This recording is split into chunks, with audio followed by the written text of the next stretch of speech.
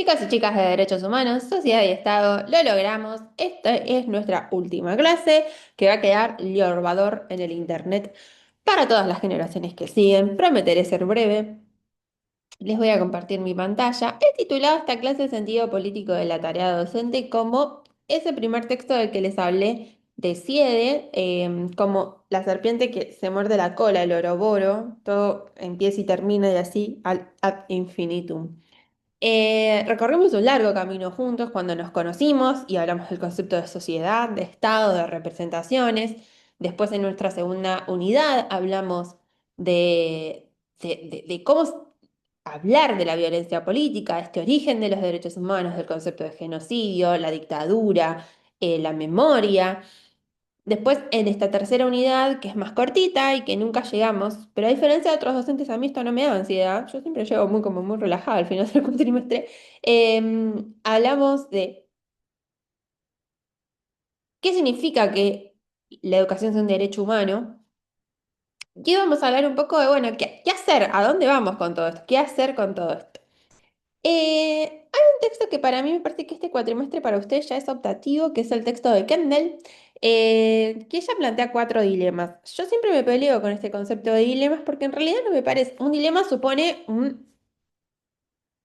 tomo un camino y no puedo tomar otro. Y acá me parece que para resolverlo necesitamos ambos caminos juntos. Bueno, ¿qué enseñamos cuando enseñamos derechos humanos? ¿Una experiencia o un saber? Y la realidad es que son las dos cosas. Es tan importante conocer la normativa como reconocer que el otro está sujeto de derecho como yo. Quizás a ustedes, como estudiantes de idiomas, les sea más importante entenderlos como una experiencia que el contenido en sí mismo. Si ustedes se olvidan qué año fue la declaración de la ONU, pueden googlearlo. En tanto, entender y de construir y volver a construir una representación del otro como sujeto de derecho, esto es más profundo y es más, no sé si más importante, es igual de importante las dos cosas. Pero entonces no sería una dicotomía, necesito ambas cosas. Esto también es lo que decía Rondino, necesito tanto la ley que me acompañe como un proyecto educativo que se implemente. ¿Qué enseñamos? Hay que recordar siempre que los contenidos dan cuenta de los posicionamientos. Yo me podría haber parado acá y no haberles enseñado que existe otra versión. Podría haberme quedado simplemente enseñándoles eh, con Firestein, haber dicho que la dictadura en Argentina fue una dictadura, sí, un genocidio y haber seguido esa línea. Yo opté por no esa línea, por enseñarles el concepto de genocidio, por entender qué es lo que plantea Firestein y plantarles otros autores que no hablan de genocidio, como son Schelling o Krenzel. Todo esto evidencia mi posicionamiento. Yo me podría haber parado en otro concepto que es el de Estado. Podría haber tomado el concepto de Marx y entender que el Estado es un mecanismo para reproducir la ideología burguesa y la desigualdad de clase. Bueno, no, tomé el de Weber. Todo concepto que enseñamos implica una dicotomía y también implica un límite. Un programa es algo finito, un curso es algo finito. Otro dilema es transversalizar o curricularizar. Entender al otro como sujeto de derecho, no importa que yo enseñe inglés, matemático o lengua. Reconocer que mi autoridad docente no se construye a partir de humillar, no reconocer su identidad de género, no escucharlo, qué problemas tiene y por qué no está participando en mi clase o por qué no entiende, no son problemas que se traten en un espacio curricular, es algo que yo como docente en cualquier espacio pueda hacer. Este, pero sí, también es importante que haya espacios específicos donde hablar estos temas, los talleres, las jornadas ESI, la materia, la famosa materia, que ya no sé ni cómo se llama, formación ética y ciudadana, pero también en historia es importante hablar de estos temas. Entonces no sería una dicotomía. Y más importante aún es qué esperamos de la educación en derechos humanos. Kendall dice algo que es interesante y es que generalmente se habla de derechos humanos en un espacio que es cívica, o como se llame la materia ahora, que apunta a una batería de derechos que nosotros tenemos en tantos ciudadanos argentinos. En cambio, los derechos humanos apuntan, como hablemos en la clase anterior, a la universalidad. Y entran un poco en tensión estos conceptos. Entonces es como una cierta ironía que se hable de eso en esos espacios. Pero también es importante entender, y esto es algo que yo les estoy señalando a quienes estén trabajando como proyecto final consecuencias didácticas, entender que en un curso de derechos humanos, una secuencia didáctica que tenga como tema los derechos humanos, hay que plantear objetivos de aprendizaje que sean medibles. Si yo pongo, el objetivo de este curso es que amen a la democracia, bueno, yo no sé cómo puedo medir que amen a la democracia. En cambio, el objetivo de este curso es conocer la normativa, analizar procesos históricos de la óptica de los derechos humanos, bueno, eso ya sí lo puedo medir. Em, Dice Siede que el primer gesto político de la educación es romper con el cascarón, ofrecerle a los estudiantes cosas que de otra forma no hubieran visto o no hubieran pensado. Si nos quedamos en el terreno del sentido común, esto de debatir, debatiendo, debatamos entre todos, es importante debatir, por supuesto. Es importante hacer un brainstorming y decir, bueno, ¿qué entienden ustedes por los derechos humanos? ¿Qué ideas traes para este curso? Pero yo les tengo que ofrecer algo más. Por eso yo les decía, ¿cómo vamos a empezar a hablar de qué son los derechos humanos si ni siquiera sabemos qué es la sociedad? Si no tenemos un piso común desde, bueno, vamos a hablar desde este lado. Por supuesto que habrá otros conceptos de sociedad. El mío no, el que yo les ofrecí no es el único, pero les propongo algo. Este espacio también se proponía como para pensar cosas que son muy inmediatas. Quizá no estamos pensando todo el tiempo qué es la sociedad del Estado. Nos tomamos el tiempo lunes a la mañana o el miércoles a la tarde para parar esa pelota y pensar. Em, y ese es el sentido de lo político, el gesto político en el sentido de disputa por el sentido, ¿no? Decimos blanco y no todos estamos entendiendo lo mismo. Decimos genocidio, no todos estamos entendiendo lo mismo. Entonces, poder reflexionar sobre el sentido de las cosas y qué pasa cuando le ponemos una palabra a una cosa es un gesto político del docente. Y que las clases se vuelvan ese espacio se puede hacer en cualquier lugar. Eh, Esto todo sigue la regla de tres, así que si alguien es muy timbero o timbera, vaya a jugarle. Sigue nos plantea tres virtudes a nosotros los docentes. Esta idea de criticidad, de... No sé si criticidad es una palabra muy feliz o si existe, no sé, lo cuestiono, lo cuestiono. Pero esta idea de, sobre todo me pasa con cuando se usan películas, ¿no? Vamos a hacer una actividad con una película. Fantástico. Y esperamos como que la película muestre la realidad. No la criticamos esa película, ¿no? Es como, ay, miren qué horrible fue vivir en dictadura, qué horrible, miren lo que es una clase en otro lado, no sé, no importa. Cuando incorporamos expresiones artísticas y culturales, bueno, tenemos que plantearlas como una cosa crítica también, no solo como un reflejo de la realidad que estamos enseñando. Cuando pasa algo que es muy movilizador en un contexto social, como docentes tenemos la responsabilidad de poder plantearnos en nuestra aula. Yo me acuerdo que volví a la escuela el verano siguiente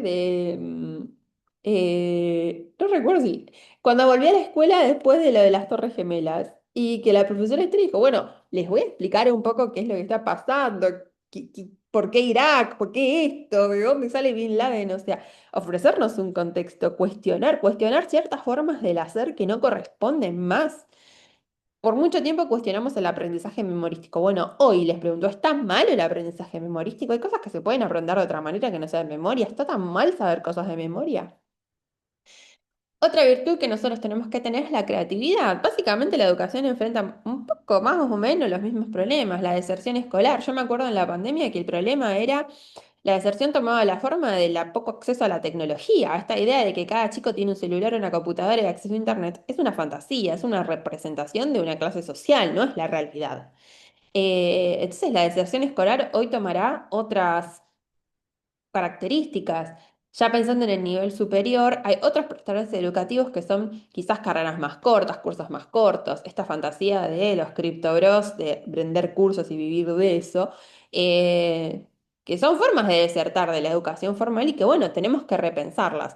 Y compromiso, porque lamentablemente educar es una tarea muchas veces ingrata, mal paga, a veces es frustrante, pero... Entender que estamos formando a la próxima generación que ingresa a la sociedad es muy importante y requiere nuestro compromiso. También lo que dice Sigue en este texto es, no es hora de regreso imaginario esta idea del sacerdocio del docente, del docente que se pelea con todo el mundo, ¿no? Estos estereotipos de docente que bien describe Siede. Quizás es hora de recrear ese imaginario y plantear, por ejemplo, este docente que no sabe. Vieron que a veces te hacen una pregunta y no la sabes. Y no está mal decir que no sabes, porque no es que vos tenés que saber todo. Eh, Eso por mencionar solo una cosa, ¿no? Tampoco quedar en el nivel Peter Pan de los chicos, pero Bueno, el docente es persona también. Y recuperar qué es lo que significa ser persona hoy, cuáles son nuestros intereses, cuáles son nuestros problemas. Y no solo esta idea de una neutralidad, de delantal blanco almidonado y todos mis problemas quedan afuera de la escuela. Obviamente que estamos trabajando, pero seguimos siendo humanos y esta idea de un docente como un sacerdocio, de un docente que deja todo de lado por sus estudiantes, no es cierta y es hora de recrear ese imaginario también, porque las representaciones recuerden que sirven para la acción y también, como yo me presento ante el otro me lee a mí. Entonces eso también es interesante repensarlo. Philippe Merier es un pedagogo, creo que no estaría mal utilizada la palabra. Antes dábamos una conferencia en esta clase de él, pero no la leían mucho. Llegado a este punto, ustedes ya están leyendo lo que ustedes quieren. Pero nos plantea tres exigencias, ¿no? Vieron que todo va en tres a los docentes. La primera es saber transmitir saberes emancipadores. Muchas veces nos preguntamos por qué estamos estudiando esto. Nos ha pasado en la carrera a todos, les pasa a los chicos.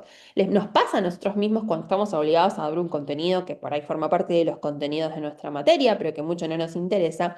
Pero en cambio, si nosotros nos ponemos a pensar que hablar de pensamiento crítico durante la dictadura hubiera implicado a algún docente la posibilidad de hoy ser un desaparecido, si les explicamos a los chicos que el Papa quería quemar a Galileo por decir que, bueno, que quizá la Tierra gira alrededor del Sol y no al revés, todo cobra otro significado. Nadie puede cuidar lo que no conoce. Entonces, no solo es la disciplina, sino también lo que implica aprender un idioma distinto como el que enseñan ustedes, implica aprender todo un mundo simbólico. Y eso es muy importante y ahora les voy a explicar por qué.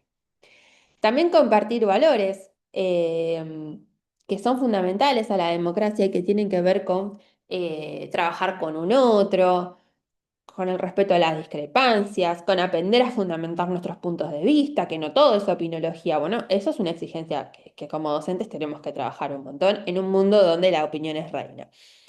Y la formación para el ejercicio de la democracia, porque la democracia es mucho más que es un modo de vida. Entonces, entender esto, el diálogo, el respeto, la cooperación, la diversidad de opinión, la fundamentación, esta idea de que opinar distinto no implica anular al otro ni agredirlo, esto todo lo podemos trabajar en el aula. En esa línea también Merier nos plantea tres imperativos pedagógicos que son postergar, aplazar, en una época de tanta ansiedad, donde es todo respóndeme ya.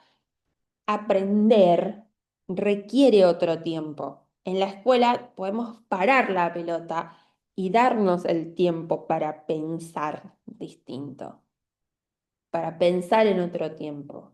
Hay cosas que requieren otro tiempo. Aprender a pronunciar en otro idioma requiere otro tiempo, requiere práctica, requiere leer, requiere escuchar en otro idioma, estar expuesto a este idioma. No, no es que hago un curso intensivo de inglés y en 2 días ya sé hablar. No, no, no. Requiere otro tiempo. Además, todo lo ambicioso que le planteamos a la educación, que tiene que formar ciudadanos críticos y que bla, bla, bla, bla, bla. Bueno, todo eso no se hace en un día. Formarnos eso en un día. Otro imperativo pedagógico que es muy importante, este quizá para mí es el más importante, es el de simbolizar. Porque pareciera que el acceso a los bienes culturales es solo para ejemplificar la realidad, o sea, les pongo una película para que vean qué horrible que fue el Holocausto, em, o que es patrimonio de una clase, que es la clase alta. La clase alta puede ir a un museo, las clases bajas no.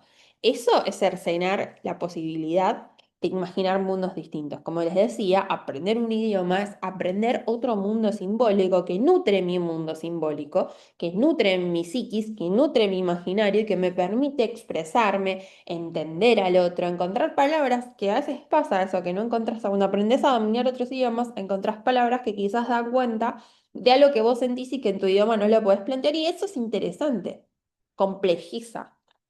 La ciudad misma educa. Ver la arquitectura es algo que todos podemos hacer, que requiere salir a dar una vuelta al barrio y que en el momento de tantos problemas de recursos, siempre las escuelas, siempre la educación están al borde con sus recursos. También se puede hacer, la ciudad misma nos educa. Y cooperar. Esta idea ya aburrida y cliché de nadie se salva solo, ¿no? Pero es cierto, ¿se acuerdan en la pandemia a medida que se iban abriendo actividades, íbamos entendiendo lo interconectados que estábamos? Porque si abríamos las escuelas implicaba movimientos de padres, movimientos de niños, movimientos de docentes, de personal administrativo.